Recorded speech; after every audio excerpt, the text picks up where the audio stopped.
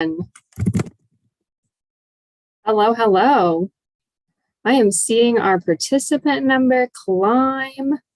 I'm getting so excited, and I hope everyone is having a great night. It's 7 p.m. here on Eastern time, but if you are joining us around the world, we want to know that. So drop it in the chat or in the comments below. Let us know where you're joining us from. But good evening to those of you who are in this time zone. And welcome. We're so excited. It's so thrilling to me to be hosting our 9th Art Olympics at the Newark Museum of Art. I know that's crazy to say. This is our 9th one, and it just keeps getting more and more fun and more exciting as we go. But I'm getting ahead of myself. I want to say good evening. Welcome to Art Olympics. Tonight, you're going to see on your screen here that we have the Peabody Essex Museum, and they are going up against the Newark Museum of Art. My name is Megan Douglas. I'm from the Newark Museum of Art, and I'm going to be your host tonight. You might recognize me from some of our other Art Olympics. Again, let me know where you're joining. I see in the comments here, we've got North Carolina, we've got New Jersey, we've got Boston, Richmond, Virginia, Red Bank, New Jersey, Union, I'm going to guess that's Union, New Jersey. Yes, Elsa, Columbus, Ohio. I love this. I love seeing us all come together. Thank you so much for joining us tonight. We're so excited that the internet is bringing us together to do this game for the 9th time. So we have 2 museums ready, poised and ready to go head to head for a chance at the gold medal. They're going to compete tonight in 10 brand new Olympics rounds that all relate to the 2022 Winter Olympics, which I believe starts tomorrow night. So is anybody getting hyped? Anybody getting excited for that? Each museum is going to have 1 minute to present a work of art that they've chosen for each of these categories we're going to go over. And then at the end of each round, we need you all to tell us who you think the winner should be.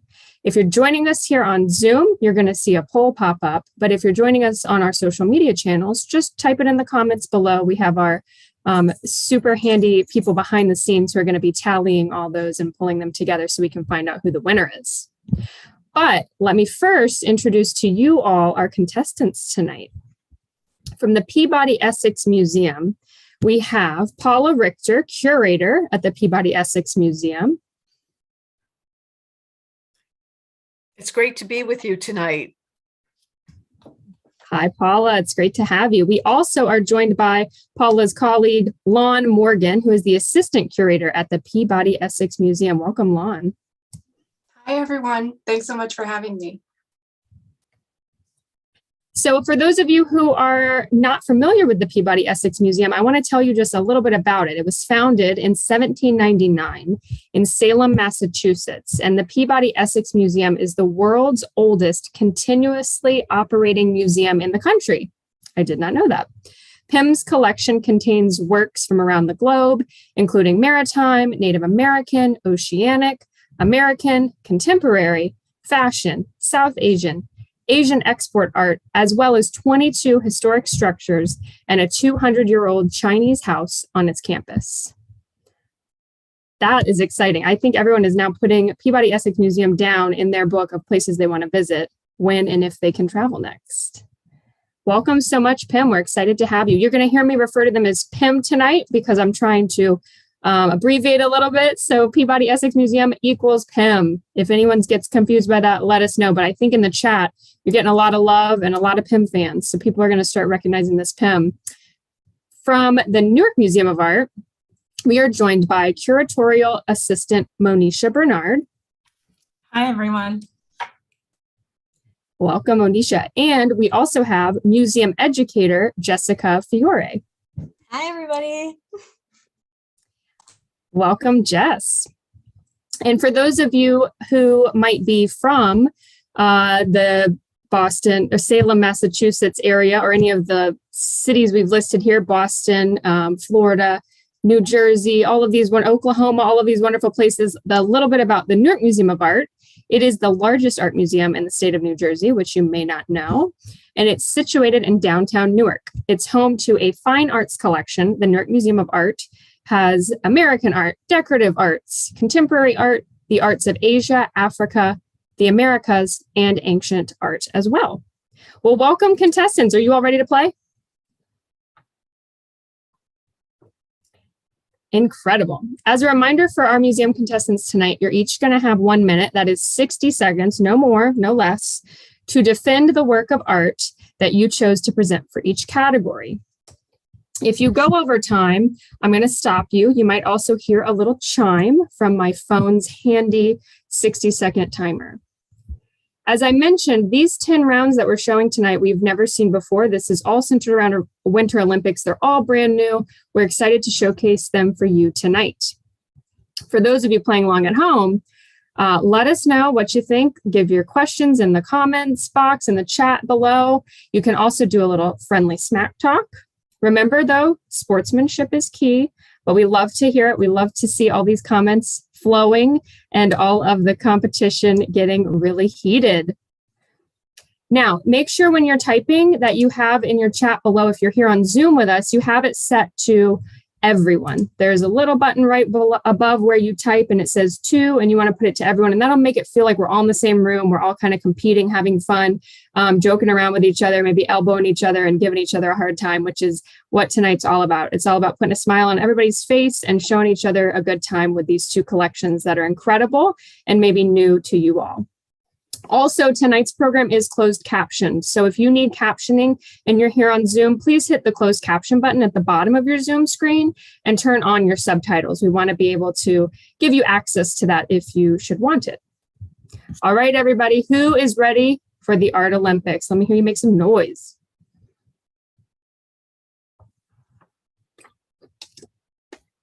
Nobody wants to make some noise. I'm the only one making noise over here. All right, we're going to let the game... There we go, Lon. Thank you. We're going to begin tonight with our first category. And we thought we'd ease into it, you know, much like the Olympians. We're going to warm up first. So our first two works that are going to be presented are going to be shown on the screen here for you. You'll see the two works you're going to be voting between in just a moment. But first, we're going to hear from Lon from PIM, who is going to share their choice. I'm going to put 60 seconds on the timer, Lon. Whenever you're ready, you begin, and I'll stop you when the 60 seconds are up. After a day of skiing or ice skating, there's nothing like warming up with a hot chocolate or a hot toddy by a roaring fireplace. Here in New England, the winters are long and cold, and in the early 19th century, fireplaces were crucial for providing heat and comfort to the home. This 1806 example is from Penn's Gardner Pingree House, a grand neoclassical mansion designed by Salem-born architect and master woodcarver Samuel McIntyre. It's located in the front parlor of the mansion and is one of 4 fireplaces on the ground floor alone. You can imagine that as the mansion's inhabitants were warming their fingers by the fire, they could gaze upon McIntyre's masterfully carved sheaves of wheat, climbing vines, and a basket filled with fruit, all reminders of warmer days ahead. Thank you, Lon. With time to spare, didn't even have to deploy my timer there. Wonderful. So we're going to move over to the Newark Museum of Art, who will be presenting their work next. Again, we're going to have each category. This is how each category is going to go. They're going to present one work each, and then you will have your chance to vote afterwards. So for Newark Museum's category warm up, we're going to hear from Jess next. Jess, I'm going to put 60 seconds on the timer whenever you're ready. All right. What does your winter fashion look like? This bird parka made by a Native American artist from the Yupik tribe is made of bird skin, a popular material transformed and sewn into clothing to keep people warm. This parka is made specifically from duck skin and wolverine fur, an animal that Yupik artisans would have been able to find in abundance where they lived in the Arctic North. During the Olympics this year, the host city is expecting temperatures in the 30s, similar to what we can expect here on the East Coast. I know I'll be cuddled up on the couch with my tea and a blanket when I tune into the Olympics this year, but I'm sure a parka such as this one would keep me just as warm. Thank you, both teams. Thank you so much. So that is our category warm-up. We're going to show both works one more time on the screen for you. And I'm going to go ahead and launch a poll here on Zoom for you all to vote. If you're joining us on social media, please just write in the comments below which work you think should win. You can use a description of the work or the title, or maybe some of the funny little alliteration I'll be using for a lot of our works tonight. So which will you choose? Will it be Pim's Hot Hot Hearth that they presented, or Newark's Plucky Parka? The choice is yours. And I want to thank my friend in the chat here who let me know, because I'm clearly not keeping up on things as well as I should be, that the Olympics does start tonight and the opening ceremony is tomorrow. Thank you so much, Patricia Devlin, for letting me know that.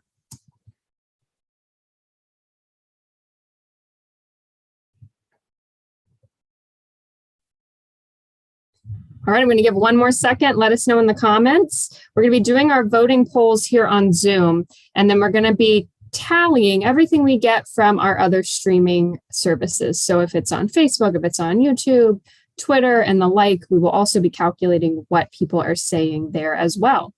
So at the end, I'm going to share our poll, but just remember, things can always change because we're not sure how the votes are playing out on Facebook. All right, we're going to end this poll. I'm going to share the results. Any comments, Pim, Newark? Any thoughts? Just the beginning. Excellent. Let's move on to our next round, round 2.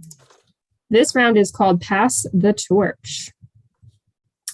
Pass the Torch. For this round, we're going to be hearing from Newark first, and we're going to have both works up on the screen here for you to have a moment to kind of absorb them.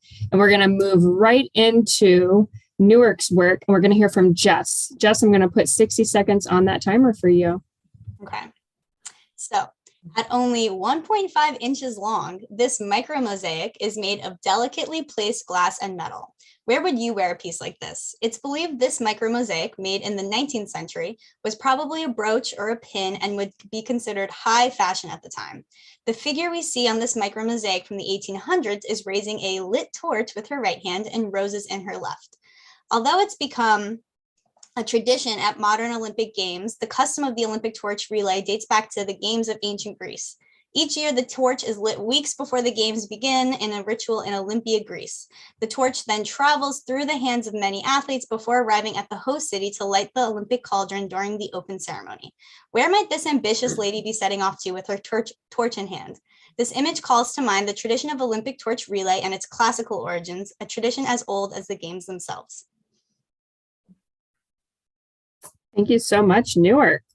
Let's move on over to Pim. And I believe for this round, we're going to hear from Paula. Paula, I'm going to put 60 seconds on the clock for you. Great, thank you. Every 4 years, the Olympic flame is passed from one runner to another in an epic torch relay from Greece to the site of the next games. That's a lot of foot traffic for one torch. Perhaps this pair of ebony torchères or candle stands might simplify the process. Like something out of Disney's Beauty and the Beast, each of the stand's 3 legs is charmingly carved to resemble a buckled shoe. These candle stands may have been a commission for someone with a connection to the Isle of Man. Its coat of arms has featured the triskelions, or 3 armored legs, for centuries. Once used to light the interior of a British colonial home in early 19th century Sri Lanka, perhaps this year these torchères could run a 3-legged race to Beijing. Wonderful job, both teams. I'm going to put both works back up on the screen for you to refresh your memories, but now the choice is yours. Which will you choose? Will it be Newark's micro mosaic or Pim's pair of torchères? And I have to tell you, I did not plan this, but I used the title of each work for this one, and they just roll off the tongue so nicely. Micro mosaic, we've got the M's, and pair and torchère. I don't know how you all are going to choose. I really don't.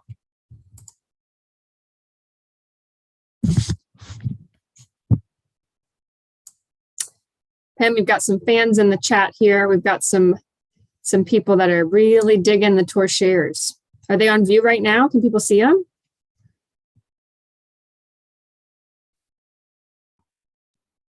I don't think they are on view. I think they're in storage right now. That's what's great about these virtual programs, right? We can share things that maybe if we were in the museum space might be a little more difficult. Absolutely. All right, I'm going to end our poll here. This is very close, but just remember, we have some more votes rolling in on our social media channels. It looks like the pair of tour shares literally by one vote. Wow. Thank you all. Incredible.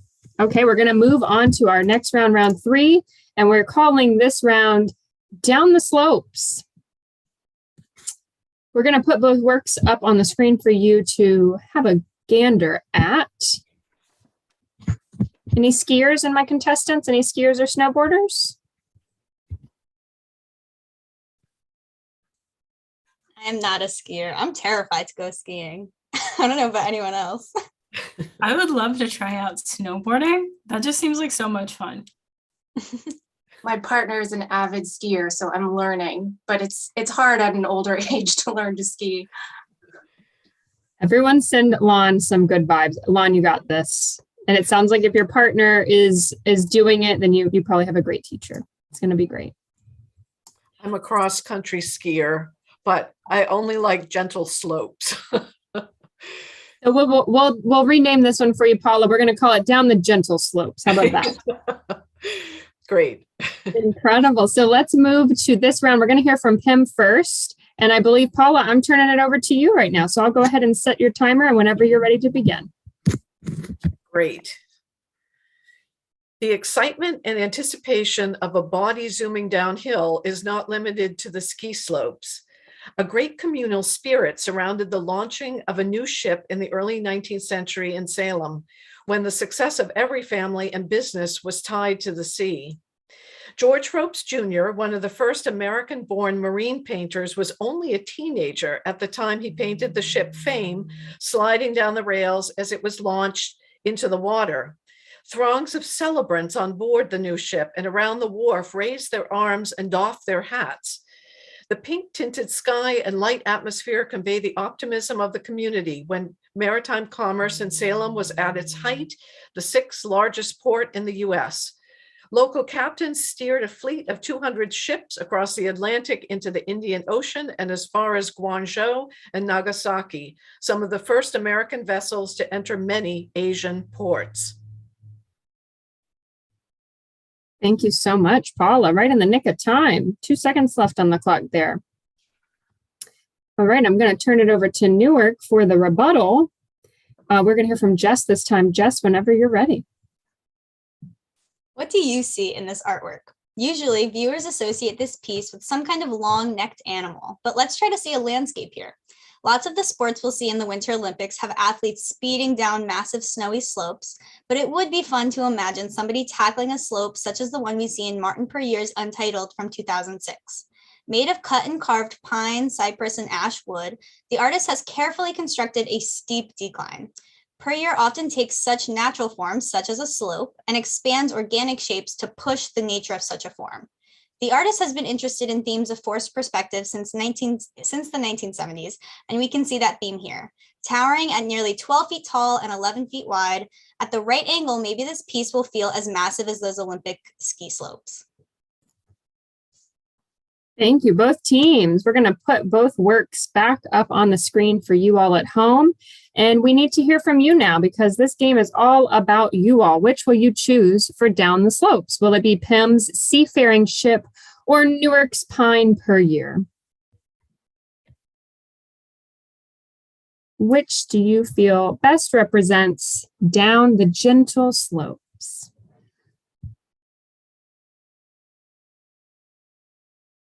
We had someone in the chat here mention snowshoeing, which I hadn't even thought of, but that would be a really fun way to get out into the snow.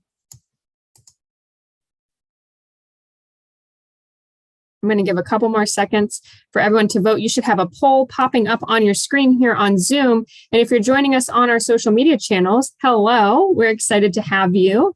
And you can just type your comment in the comments below. So will it be the Seafaring Ship or the Pine Puryear? And I'm going to share our results. Remember, there are more votes coming in. We'll see what actually pans out, but Newark has taken this round. Congrats, Newark.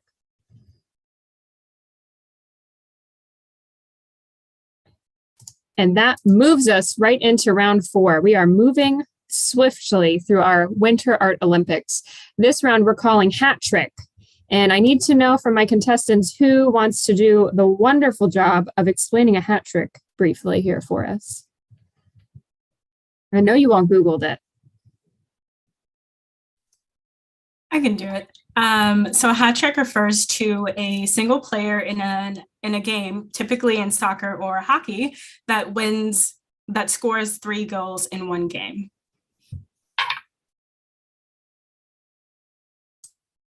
That sounds about right. Thank you, Monisha, for spelling that out for us. Any hockey fans? Anybody? Let us know in the chat if you like hockey. Any of my contestants, big hockey fans? I bet, Pim, you all probably have a team nearby, right? Boston Bruins. Nice. All right. So for this round, we're going to hear from Newark first. And I believe, Monisha, this is back over to you. You're explaining it to us so well. We're going to let you keep going. I'm going to put 60 seconds on the clock for you. Go ahead.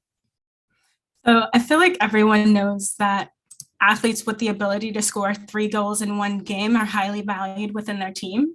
So scoring multiple goals for your team during the Olympics takes this term to a higher level. But before you even start a match or a game and scoring goals, especially during the Olympics, you got to have a uniform, right?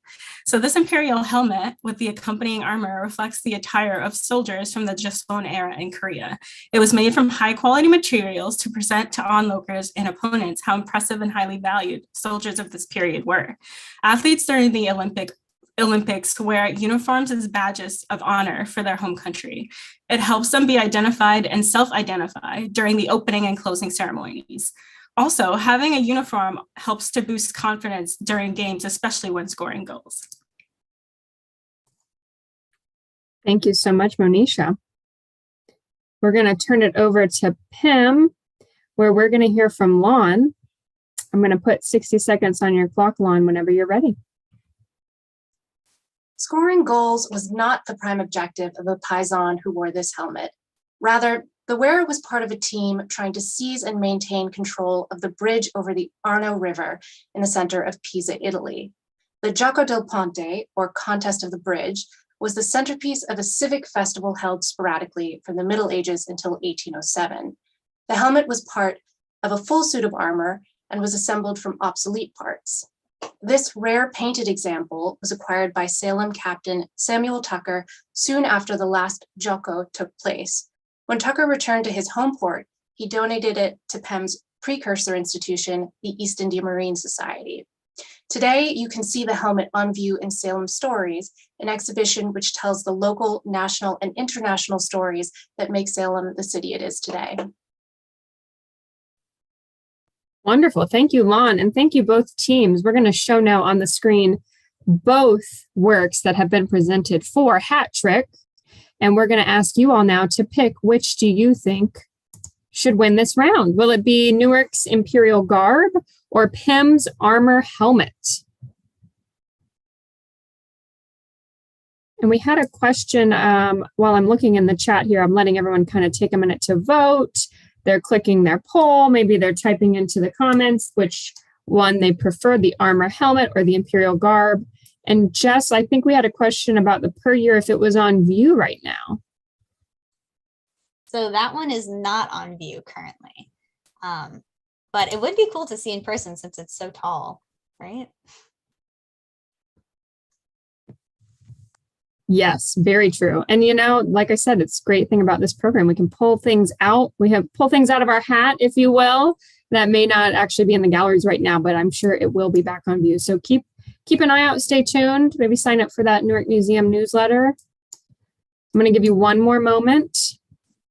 I love how both of these helmets have really similar but unexpected color palettes. They're gorgeous.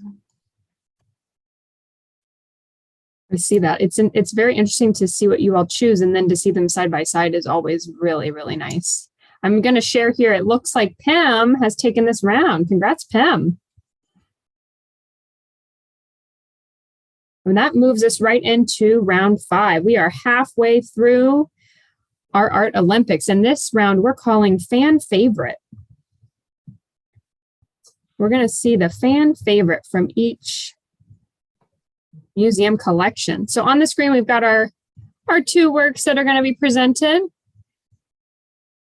Let you all soak those in for just a moment and get a good look at them. And we're going to hear from Monisha first.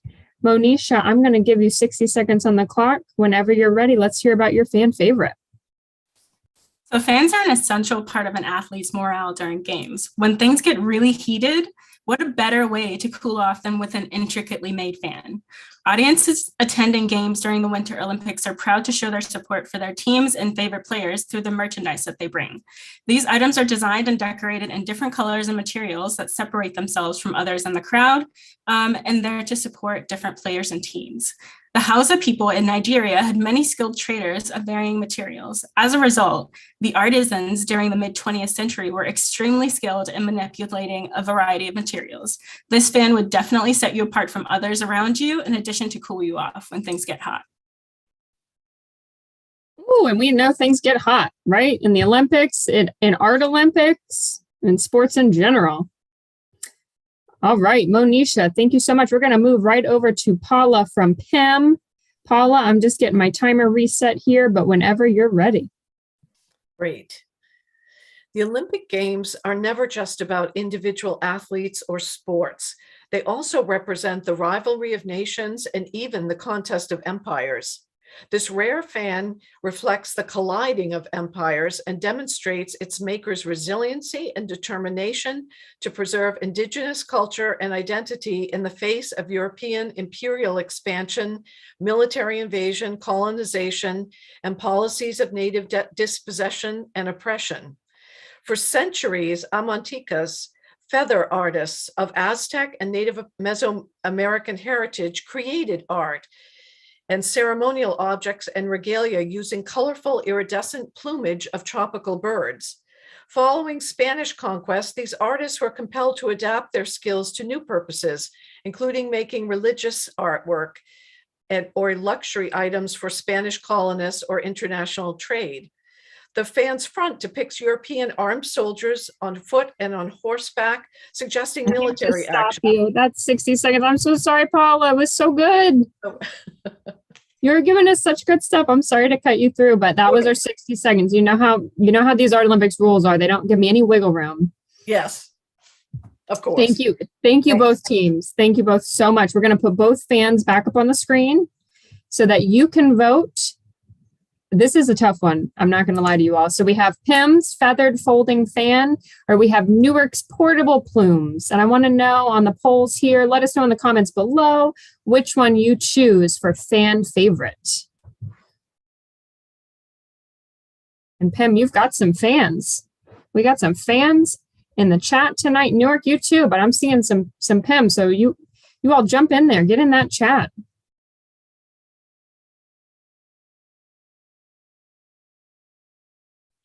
Going to have one more second for voting. Write your comments below if you're joining us on Facebook, Twitter, YouTube. We're so excited to have you here tonight. Let us know which you choose, feathered folding fan from PIM or the portable plumes that were presented by Newark. Megan, I have to say your alliterations are really good. I love them. It's a little much, I know, but I can't help myself, It's only every couple months I get to go kind of ham on my alliteration, and I save it all for Art Olympics. So I have it shared here on the screen, but for those of you watching from your phones or at home, it looks like Pam has taken this round. Congrats, Pam.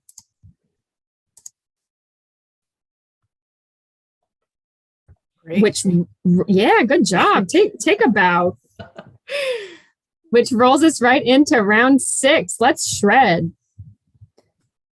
We pulled out all of our wintry categories for this one. I hope you all are at home enjoying your Art Olympics, like Jess mentioned earlier, with a nice hot cup of tea and a cozy blanket or fire. We're going to show you both works here on the screen for Let's Shred, but we're going to hear from Paula again, Paula from PIM. So I'm going to go ahead and set that clock for you, Paula, whenever you're ready. Great.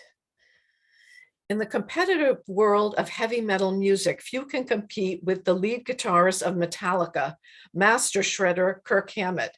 Kirk claims that he gets an emotional charge from looking at art, stimulating his senses and inspiring his creativity with his own musical art. And what art form makes him the best shredder he can be? Classic horror films from the 1930s and the posters that promoted them. When Pem organized Hammett's collection into an exhibition, Kirk talked about the emotional charge he gets from looking at these masterworks of lithography, some of which are 7 feet high. His scalp tingles, his palms sweat, and he really wants to move his fingers. None of this surprises Pem's staff neuroscientist, who says that that's what happens when the brain's fear center releases certain hormones. And when Hammett's guitar licks, like the Anish Kapoor mirrors in Pem's atrium, they help us see and think in new ways. All right, that's time for Pem. Thank you, Paula. My hands were sweating, my fingers were getting a little tingly too, just listening to you talk about it.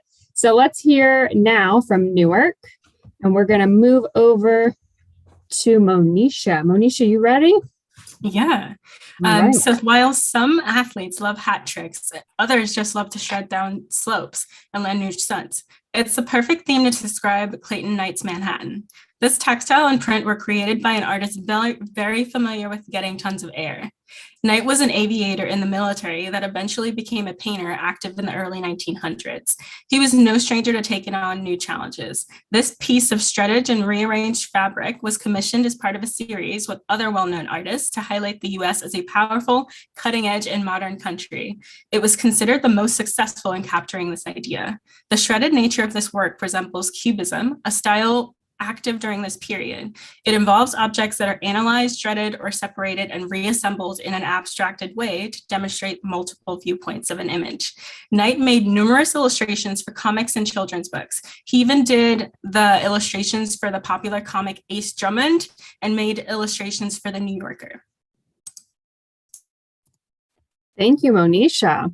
I did not know that about Ace Drummond. That's crazy. Okay, we're going to put both works back up on the screen for Let's Shred. And I need everyone to give me their best shred face. Who are you going to choose here? Everyone on our poll, we've got Newark's Silky Skyline, or we have Pim's Heavy Metal Hammett. I see the chat is just a flurry with choices here. It is a really, really tight one. Let us know in the comments which you think is the best for Let's Shred.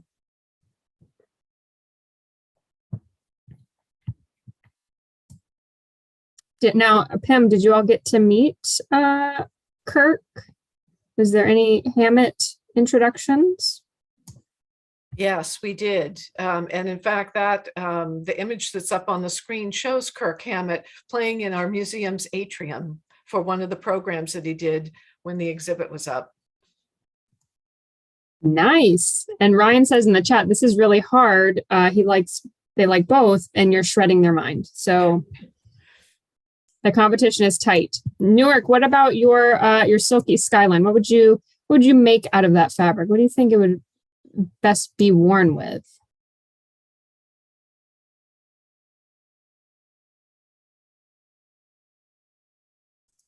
I think it'd be a really cool scarf, or just something that's very visible that everyone can see. I like that. Or maybe like a nice little shift dress or something you can take out on the town, right? I'm going to share our results here. Now, remember, these are our results here on Zoom, but it does not take into account any of our voting happening on our social media channels. But for here in Zoom, Newark's Silky Skyline has taken this round. That was a close one. Good job, both teams. Which brings us to round 7. This round we call bobsleigh, and I want everyone to appreciate the wordplay here. Just take a moment to really soak that in.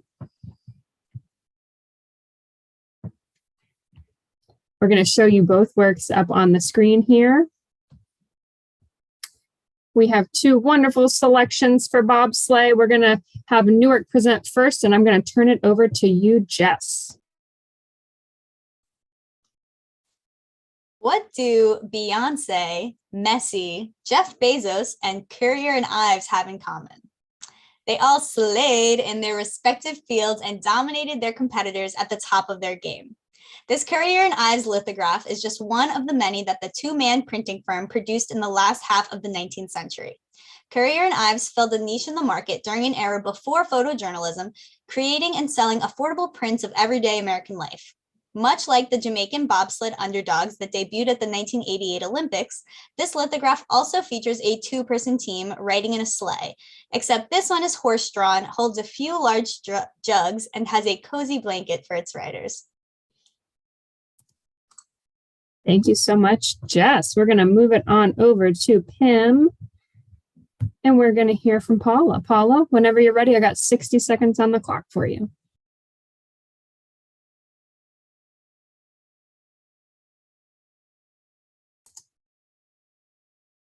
Oh, Paula, sorry, you're on mute. I apologize. I'll Sorry. start that. No worries. Let me start that over for you. One Thank moment. you. Yes, and now you may begin. Thank you. Boston's Marilyn Reisman epitomized high-performance fashion with style that raced at the head of the pack. The founder of Apogee, a fashion boutique on Boston's Newbury Street, Reisman's store offered garments by avant-garde international designers, including Belgian, Japanese, and emerging US designers. For her own wardrobe, Reisman was always a league ahead.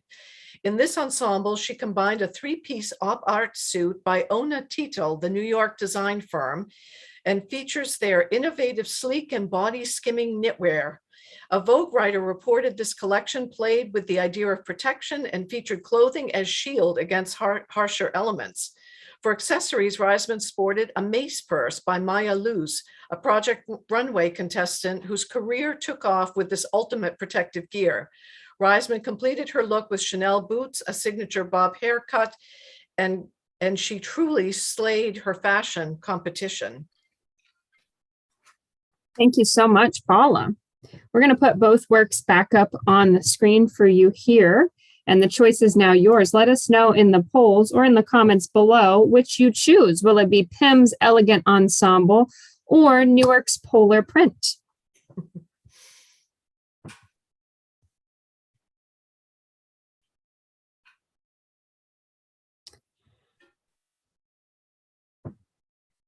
Jill Schultz says in the chat, this program deserves the gold. That is very kind, very sweet. If we could give it to Art Olympics as a whole, that would be tough. That would be a hard one. I'm going to give you a few more minutes to vote. You have a very tough choice to make this round, but which work do you think Bob slays the hardest? Is it Pim's Elegant Ensemble or Newark's Polar Print? That print is, if you're in the north the past few, I'd say days, past week, that's kind of the vibe we've been feeling lately. What about you all at Pim? What's your weather been like? We've had about 2 feet of snow here, so we're definitely feeling like that right now. Well, big congrats in order to Pim. Round 7, you all slayed. You took that one. We'll see how the votes roll in on our social media, but that rolls us right into round 8, where we are going for gold.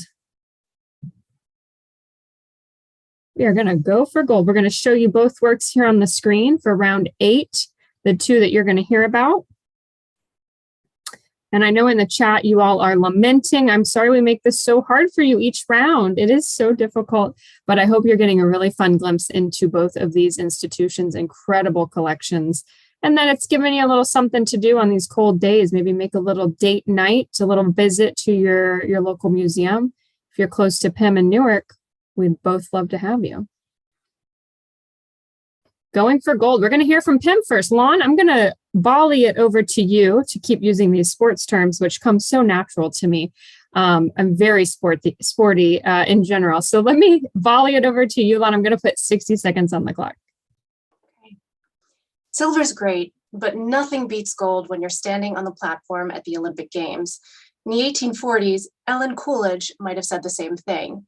Coolidge was the wife of an American merchant trading in China. She received this remarkable gold filigree bracelet from a group of Chinese merchants in Guangzhou, then the only Chinese port open to foreign trade. Merchants like Mrs. Coolidge's husband flocked to the city to buy tea, porcelain, lacquer, and other luxury goods to then resell at enormous profit. A merchant's success depended on their ability to build and sustain interpersonal relationships, and gifts could often fill the sales of trade. By Olympic standards, however, Mr. Coolidge clearly came in second to his wife because the same group of Cantonese merchants presented him with a trophy cup made of silver. Thank you so much, Lon.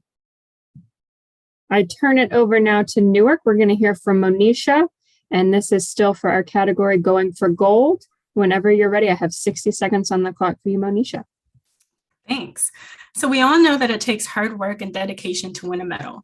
Athletes during the Olympics spend their whole lives training and imagining themselves winning medals to commemorate their efforts. They even use visualization techniques to strengthen their mental training and result in the cleaned up, bright, and shiny exterior that you see on the winning platforms.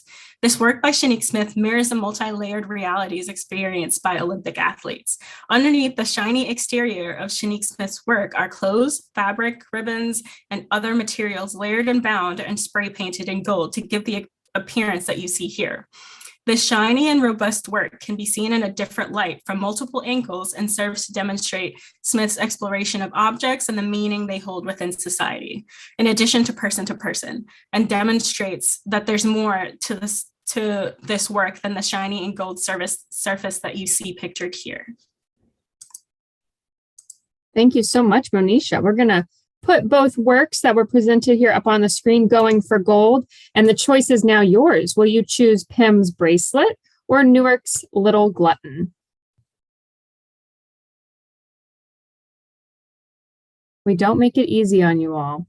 Two wonderful gold pieces. Give you a few moments to cast your vote. Write it in the comments below. Let us know what you're thinking. Pim's Bracelet or Newark's Little Glutton. Thank you, Petra. Petra says in the chat, so fun. We love to hear that. We love for you all to have fun. It has been our joy the past 2 years to bring this fun, quirky virtual game show into everyone's homes. We hope it's brought you joy during these just crazy couple of years, but we're having a good time. And thank you, Pim, for joining us tonight and for being willing to really duke it out with us. This is a lot of fun. Thanks so much for having us. All right. Congrats to Pim. Your bracelet has taken home the gold in this round called Going for Gold. We're going to see how that shakes out in our other votes coming in on social media, Facebook, YouTube, and the like. But we're going to move right on into our next round. Round 9. And this round is called Ice Ice Baby. We're going to put both works up on the screen. I'm going to let you all start to hum the tune of Ice Ice Baby while you kind of soak in these two works and really feast your eyes on them for just a moment. Ooh, Alex says Super Bowl Art Olympics. Okay. All right. We don't shy away. You know, last year we did a March Madness. I don't know if any of you all tuning in today were a part of that one last March. So yeah, football I think is in order now that we've done, you know, basketball, Olympics.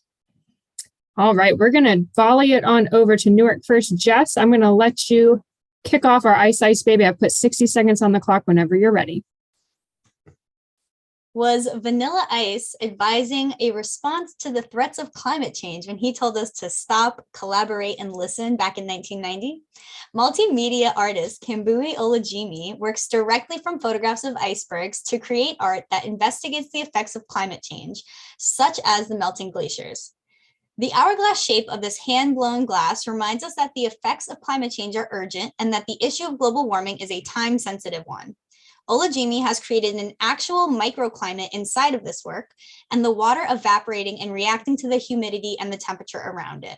With Beijing using large amounts of artificial snow this year at the Olympic Games, it leads us to wonder, how much time do we have left to see real snowfall, or at least snowfall that is not affected by the threats of global warming? The Drop by Olajimi reminds us not to drop the ball on our responsibility to the planet. All right, we're going to move it on over. We're going to let that one lay for just a second. So much to unpack there and to think about. I'm going to kick it on over to Pim, though. We want to hear from you now for Ice Ice Baby, and I'm going to turn it over to Lon. Some athletes in the Winter Olympics seem born to thrive on the ice, but this guy truly was. This king penguin is one of the earliest natural specimens to have entered Pem's collection. It was donated by the sea captain George Hodges. Hodges collected the penguin alive on the Falkland Islands around 1820 and gave it to the museum the following year when he returned to Salem from his voyage. Pem's penguin was the first penguin to ever be exhibited in North America and has since become one of our most recognizable objects. But like many 19th century taxidermy specimens, something is not quite right with this bird. The penguin has an overly elongated heron-like neck, suggesting that its taxidermist perhaps had never actually seen a penguin. Incredible. Thank you so much, Lon. We're going to put both works back up on the screen. Let you all have a moment there to view them one more time. This round is called Ice Ice Baby. Who will you choose? Will it be Newark's Glacial Glass or Pim's Preserved Penguin? And we did get a comment, Lon, in the chat about his neck being thin. Do you have any comments on that, since your last line there in your presentation was about, had they ever seen a penguin? Yeah. I mean, I think that's like a lot of early taxidermy. The taxidermists had not actually seen exotic animals from far off places. And so they made their best guess based on other animals that they knew. So it's a little funky. Yeah. Do you feel like it's a cross between another animal, like a penguin and something else? Yeah, we thought maybe a heron. I could see that for sure. I'm going to let you all vote here one more moment. Is it Newark's Glacial Glass? Is it Pim's Preserved Penguin? Let us know in the comments. Newark, I'm curious where that piece is on view, what kind of exhibition it is. It's in the Art of the Americas exhibition, or permanent exhibition gallery. Yeah, so it's currently on view right now too, which is pretty cool. Congrats to Newark for this round, taking home Ice Ice Baby. We're going to move on into round 10, our last round, our final round. We wanted to end with Hometown Hero. So we're going to put up both Hometown Heroes on the screen. We're going to have Pim presenting first, and I believe we're going to hear from Lon again. So Lon, I'm going to put 60 seconds on the clock for you here whenever you're ready. Heroes come in all forms, and this is certainly the case for Salem-born gold medal writer Nathaniel Hawthorne. This very handsome and brooding portrait of Hawthorne was painted by Salem artist Charles Osgood in 1840. It captures the young author at the start of his career, soon after he had published some of his earliest works. It wasn't until a decade later that Hawthorne would write The Scarlet Letter and The House of Seven Gables, the two novels that would make him internationally famous. Hawthorne often had a contentious relationship with Salem, once calling it, quote, that abominable city. But nonetheless, he remains one of our biggest icons and our hometown hero. Wow. I'm learning. I love it. I love it when I'm learning things. This is great. Thank you so much, Lon. We're going to pass the baton, the torch, if you will, here over to Newark. Monisha, I'm putting 60 seconds on the clock for you whenever you're ready. Hometown hero. Thanks. So much like Olympic athletes are considered hometown heroes for representing themselves on a global scale, artists represent their hometowns and aspects of themselves through their artworks. Our hometown hero is multimedia artist Jerry Gant. He was born and raised in Newark and was well known throughout the city. Gant was passionate about Newark and had an active presence in building and uplifting his community. He definitely left a mark on the people around him. He was very active in the street and graffiti art scene, where he became instrumental to fostering the careers of up-and-coming Newark-based artists. Over the course of his career, Gant painted over 100 murals that can be seen all across the city of Newark. This piece, My Artistic Left Hand, was made in Newark at the Glassroot Studio and serves to celebrate the creativity that resulted from the use of his left hand and the graffiti and street art scene of Newark. Thank you, both teams. I do not know how people are going to choose with this one because both gave me chills. All right, we're going to put both works back up on the screen. We have Pim's painted portrait, or we have Newark's glass Gantt. Which will you choose? Let us know in the comments below, or click on the poll here if you're joining us on Zoom. We have two different hometown heroes. Will it be Pim's Hawthorne? Will it be Newark's glass Jerry Gantt? And Pim, we've got some comments here. Hottie Hawthorne. I don't know if that's a nickname you all might use, but I like that. We could start to coin that.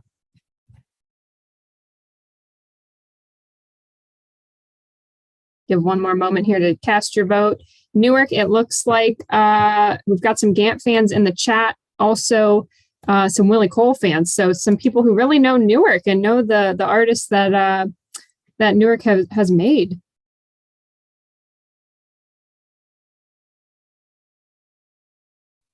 Okay, Pim's taken this round, round 10, our final round, painted portrait. Congrats, Pim. All right, so it looks like, oh, we've got a bonus round, you guys. What is going on here? We have one more, freestyle. Oh my word, they don't tell me these things. They're throwing a little wrench in the mix here. I like it. I hope Pim and Newark are ready because we're just throwing in this bonus round all willy-nilly, but we've got freestyle. So I'm going to pass it over to Pim and we're going to hear from Paula. Whenever you're ready, Paula. Great. In skiing, freestyle rocks the slopes with aerials and moguls. In snowboarding, freestyle defies gravity. In slopestyle, halfpipe, and big air. But what does freestyle look like in art? Specifically textile art. In the early 1800s, textile artists favored patchwork quilting defined by geometry, repetitive patterns, symmetry, and precision. Fast forward to the 1880s, and textile artists were enthralled by the fad for so-called crazy quilts that took patchwork in new directions. This new genre favored irregular shapes, opulent silks and velvets in jewel-tone colors, fancy stitching, and lace trims. This quilt top on display in Pim's Fashion and Design Gallery features myriad irregular pieces organized into diamond-shaped blocks. The arrangement of dark and light hues creates an optical illusion, suggesting receding space, like looking down a spiraling tunnel. The kaleidoscopic effect embodies freestyle in textile art. All right. Right when the clock was chiming. Thank you so much, Paula. I'm going to turn it over to Newark now. Our final round. I promise there's no bonus. Just this one. We're going to turn it over to Newark for a presentation from Jess. Whenever you're ready, Jess. Bitches Brew Act 1 by Newark-born artist Shakaya Booker would definitely give some athletes a run for their money. Freestyle skiing, a winter sport added to the Olympics catalog in 1988, is judged on two components, turns and air. In the sport, turns are judged by how well an athlete can navigate the course. Imagine navigating through the twists and turns of Booker's work, weaving in and out of the darkness enveloped by the recycled tires that she's manipulated. All the while, you're trying to avoid that steel blade near the center, which would be a threat to your tumultuous course. Booker draws inspiration from abstract expressionism and uses the recycled rubber materials to represent the diversity of humanity and African Americans in particular, also representing the industrial world and different modes of communication. This piece has twists and turns that even an Olympic freestyle skier would have difficulty navigating. Thank you so much, Jess. All right, we're going to put both works back up on the screen. This is a real doozy. Everyone in the chat is losing their minds. They are not sure which one to choose. You all threw them a freestyle here. Is it going to be Newark's abstracted assemblage, or will it be Pim's quirky quilt? And I hope you don't mind my use of the word quirky. I mean it in a positive way. These alliterations can be tough too, just BTW. Votes are rolling in. Feel free to comment below if you're joining us on Facebook, YouTube, Twitter. We love to have your votes counted as well. We have our wonderful Olympic judges in the background behind the scenes who will be tallying all those votes in just a moment for us, but I'll give you one more moment to cast those. Let us know, is it Newark's abstracted assemblage? Is it Pim's quirky quilt? Wow. We had another round where it was one vote over. So Pim took it, the quilt took it, and I don't know if you all are looking at these numbers, but it's one vote. This is so tight. It's so close. Yes, I agree, Alex. Everyone is a winner tonight. So we're going to give our Olympic judges a moment. We're going to take down our PowerPoint for just a second. And if anyone has questions, we have a few moments here while they tally up who the winners are of tonight's Art Olympics. That if you want to ask some questions for our contestants, drop them in the chat. Let us know what you're curious about. Let us know what you want to know from Pim, what you want to know from Newark. Maybe it was a work they talked about. Maybe it's just about them in general. Drop us some questions.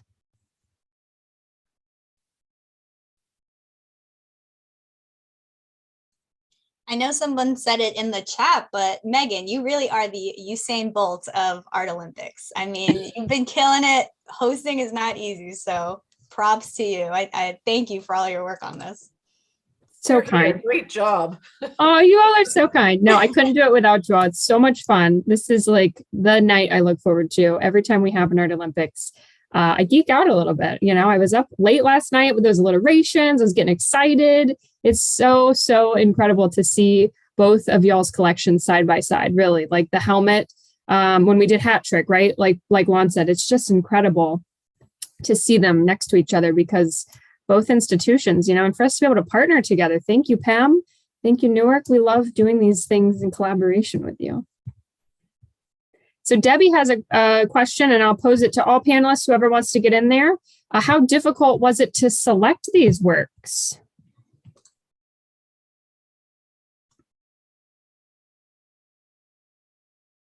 I thought it was hard because I'm newer to the museum, but it was really nice collaborating with curators and different departments to see all the different works that we have, especially since we were able to show works that aren't on view. So like we got to even show, you know, photographs of works that you might not be able to see if you visit right now. But yeah, I enjoyed picking. I don't know, what did everyone else think?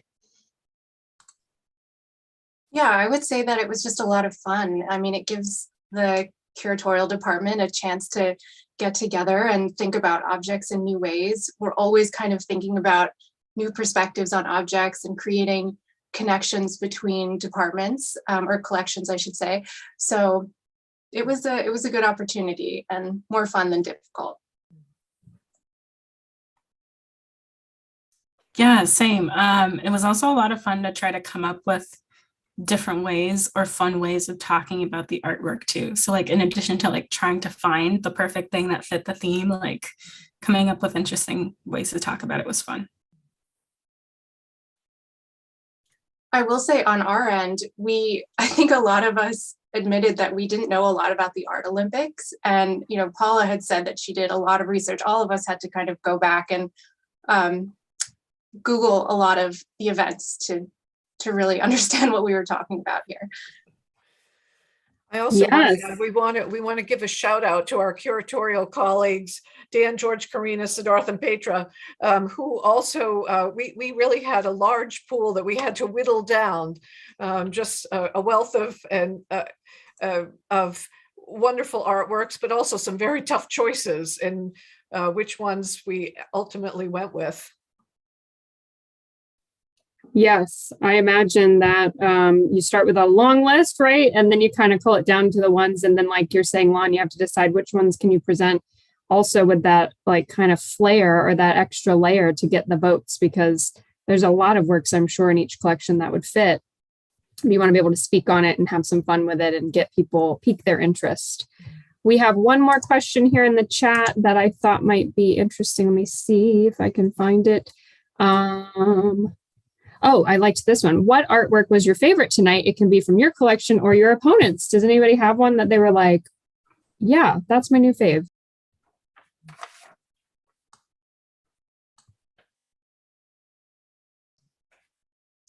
I apologize. I'm forgetting the artist's name exactly. Is it Omijimwa? For the Ice Baby category.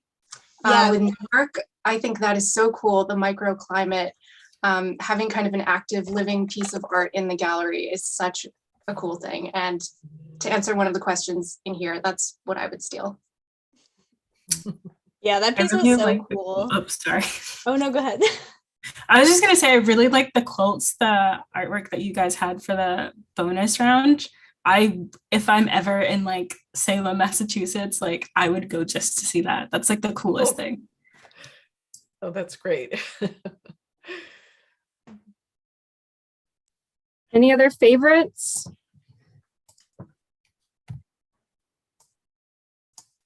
I think for me, the fan category was really, I just loved both fans. And when we've done these games before, you pick these categories, which someone had a question about, and I can speak to in just a moment.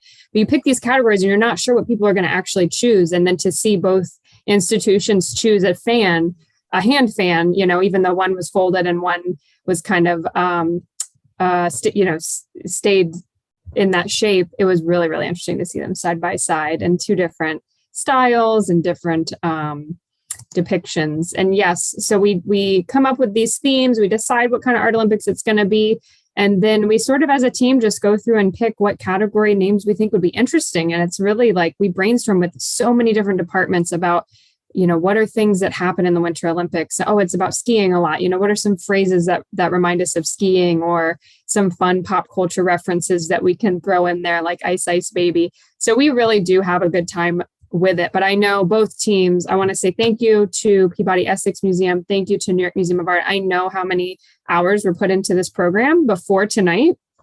And I just want to give you both a huge thank you, because it's hard work. It's a lot of time and energy and effort, and we really appreciate it. And everyone on this chat really appreciates it too, because they're all talking about the works that they enjoyed and how they maybe saw an artist they loved already or met a new artist that they didn't know anything about.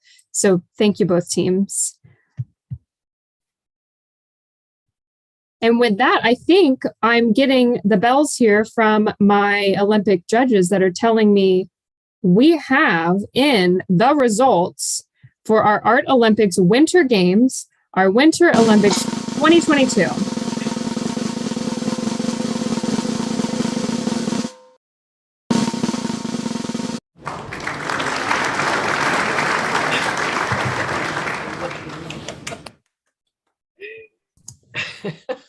Wow, thank you, everyone. Yes, thank you so much. Congrats, Pam. Congrats, Lon and Paula and your teams. Any words for your fans? You're taking home the gold tonight. Well, we squeaked out a very close win here, I think. Amazing. And Newark, you are incredibly worthy rivals. So thank you for competing against us. Thank you both. Thank you both teams. Congrats to Newark. Congratulations, Pam. You all well deserved. There's, we're saying in the chat, what's Salem's national anthem? We need to get that, queued up and playing in the background while you accept your gold, right? But I wanted to give you, Pam, just a couple minutes to kind of let our viewers know, how can they find out more about you? Do you have anything coming up that they should really keep on their radar? I'm sure your museum is open. Give us a little rundown of how they can find out more about you and connect with you more. Well, our website is such a wealth of information about our current exhibitions and our programs and some of our upcoming things. Right now, we have some great exhibitions on view. We have the Great Animal Orchestra, Bernie Krause, and United Visual Artists, with an immersive audio-visual experience that celebrates our planet's rich biodiversity. We have the Salem Witch Trials, Reckoning and Reclaiming, featuring 2 creative responses by contemporary artists with ancestral links to the 1692 Salem Witch Trials. And we have many, many more exhibitions coming up in 2022. I'm sure Lon can add some to this as well. Yeah, I would just be remiss if I didn't mention that in mid-March, our new permanent galleries for Native and American art are opening, and it is the first time that we will have our Native and American art collections combined and on equal footing. So that's really exciting, and we'd love to see all of you there. And Hottie Hawthorne will be there too. Yes, we had a question about Hottie Hawthorne. They wanted to know, and you can go view.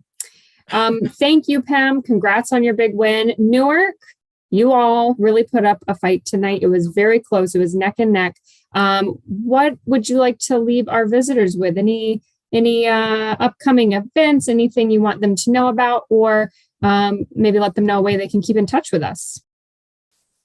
So you can visit our website, newarkmuseumofart.org. And also we have an exhibition coming up, Carlos Villa. It'll be coming up in the middle of February. So if you're in the Newark area, check that exhibition out. Thank you, Monisha. Yes, and follow both institutions on Instagram, Facebook. These are the best ways to keep in touch with your favorite local nonprofit arts organization. Thank you, both teams. Thank you all so much for being here with us tonight. If you enjoyed this game, I do want to take just 1 second to mention that we also have a special Valentine's edition of our escape room that we have at the Newark Museum of Art, which is called Escape from the Valentine House. So I'm going to put that link here in the chat.